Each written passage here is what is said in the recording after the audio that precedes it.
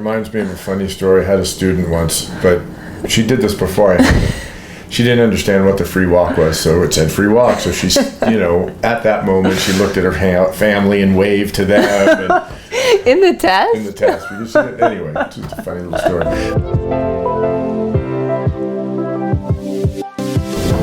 By definition, it doesn't need to have a contact, but it could help. If your horse will walk purposefully to that point, whichever you're on the half diagonal, the full diagonal, and it doesn't vary off the line, you're all right with a totally loose rein. When I ride it myself, keep a little bit of contact there. I mean, I try and take it all the way as far as I can to loose and just back from that point so that I can really guide the line to where I'm going. And then when you go back from free walk and you gather up the reins to get to your medium walk, you don't have the bobble in the horse's neck. They want to see that comes really smooth, that when you go and stretch them down, that they go smoothly down, and then when you go to back to the medium walk, that comes really smooth also, and you don't get any herky-jerky. And so I have better luck with not going on a totally loose rein and then trying to gather the reins back up, but by definition it could be that, although I don't think it shows as well. Yeah, and it's hard, you have to consider at the show too, especially like inexperienced show horses, which are usually doing training level. They're going to want to be looking around and a little distracted. So if you totally are on the buckle, you can't really help your horse stay focused and stay going towards the point that they need to go towards. And Herman also brought up a great point, which is you need to practice. One is riding that straight line in free walk, because lots of horses, they'll be like a drunken sailor. It's really hard to get them to stay straight, especially when you let your reins out. And then you also need to practice, like Herman mentioned, that smooth ability to take up the reins again, so that it's not like you're fumbling for the reins and your horse braces, but that you can go smoothly from the longer frame up towards your medium walk again. And so let's talk about the free walk compared to the medium walk. What is the judge looking for as far as the difference in the stride or the difference in the walk? Well, in the free walk,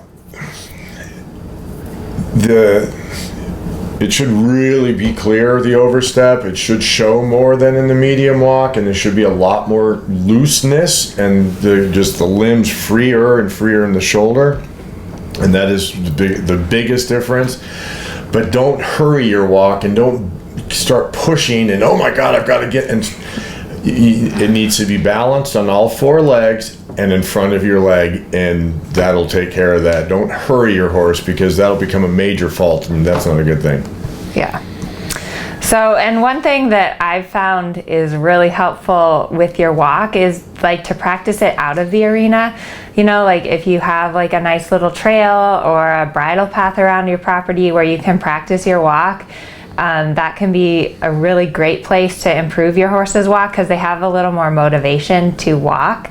And also just in your daily training, it's really important not to forget that the walk is still something that when you're showing, you get judged for. All of us do it, even I do it. But you reminded me of something.